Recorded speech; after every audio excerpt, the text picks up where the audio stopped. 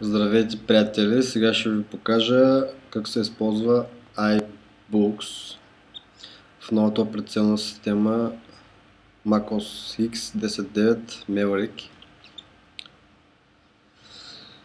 За целта ще отворя биографията на Стив Джобс в EPUB формат.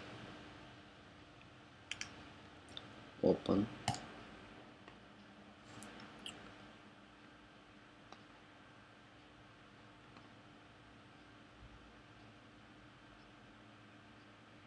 От този бутон може да навигирате в някой раздел, който желаете. Сега сме на първи раздел. Анотация. Като дадем мишката в лявата страна, се появява стрелка наляво. Де факто връщаме назад страницата. Ето това е корицата на книгата.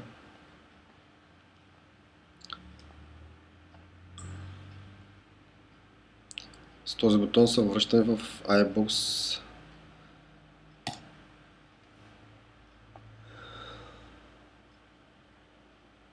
Добавил съм само една книга тук.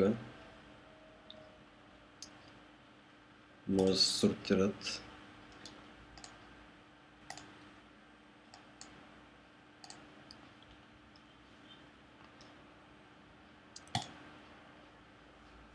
Фотографии.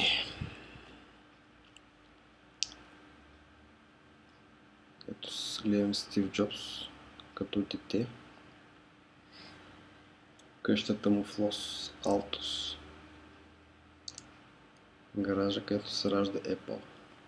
В този гараж Стив Джобс създава Apple.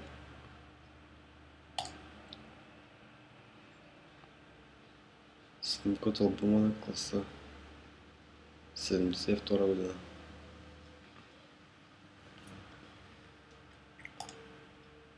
Книгата е доста интересна и я препоръчвам на всеки, който не е прочел все още. Както знаем, Стив Джобс обича да се разхожда винаги бос и го мрази много да се къпи. Това е в кавички.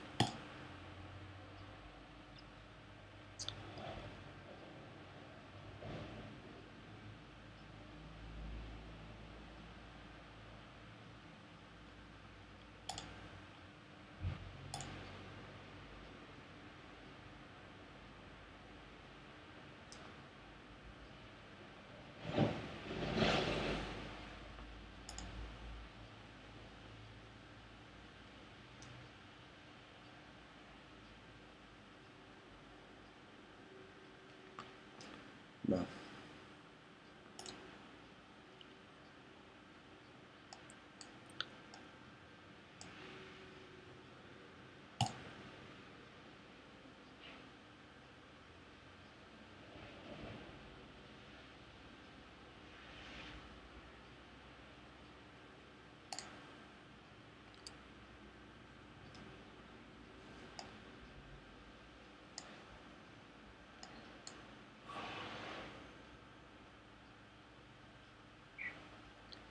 Тази книга ще ви я пратя.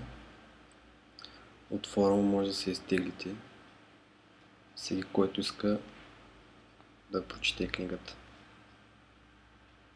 Много е интересно.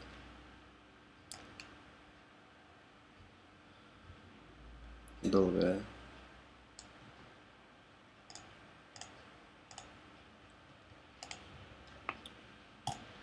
Това е. Останете с Mac.bg.